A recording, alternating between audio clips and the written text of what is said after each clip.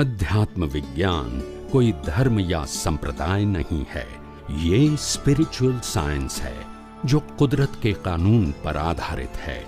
ये विज्ञान पूरे ब्रह्मांड के सभी रहस्यों को उजागर करता है और जीवन के सभी पहलुओं को समझने के लिए एक नई दृष्टि देता है।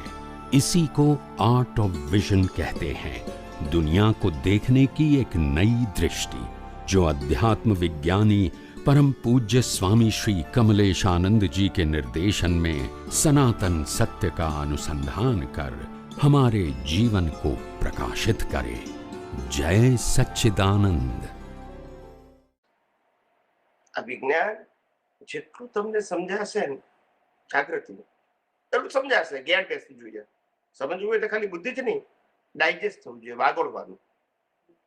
એ પછી સેકન્ડ સ્ટેપ આવે એપ્લિકેશન, પછી થર્ડ સ્ટેપ આવે એક્સપિરિયન્સ। આવી રીતે આગળ વધાય, માત્ર મેમરીથી આગળ ના વધાય। પ્રયોગ કરતા રહેવું જોઈએ। શું રહેવું જોઈએ?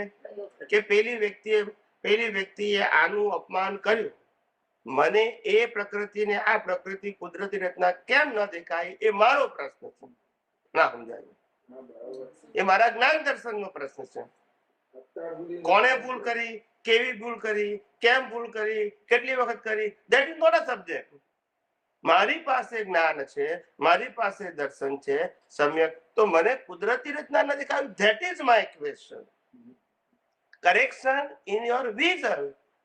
થોટ સ્પીચ એક્શન માં તો કરેક્શન હોય જ નહીં, કરેક્શન કરવાથી થવાનું નથી। કુદરતી રચના આપણે શું કરીએ, સમજાય છે ને? વ્યવહારથી આપણે કેવું જોઈએ કે આવું ના થાય તો સારું, પણ મેઇન પુરુષાર્થ આપણે કયો છે? કુદરતી રચના જોવાનું, કે જેના આધારે કોઈ પ્રકૃતિ કરતા જ દેખાય નહીં।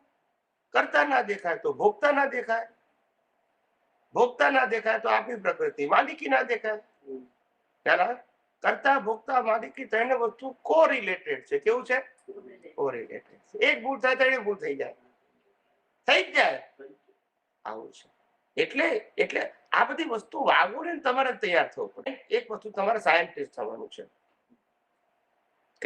તમારે ધાર્મિક વ્યક્તિ નથી થવાનું, સામાજિક વ્યક્તિ નથી થવાનું। સામાજિક અને ધાર્મિક એ બંને વસ્તુ તમારા ઉદય કર્મમાં હોઈ શકે, પણ તમારા વિઝનમાં શું હોવું જોઈએ?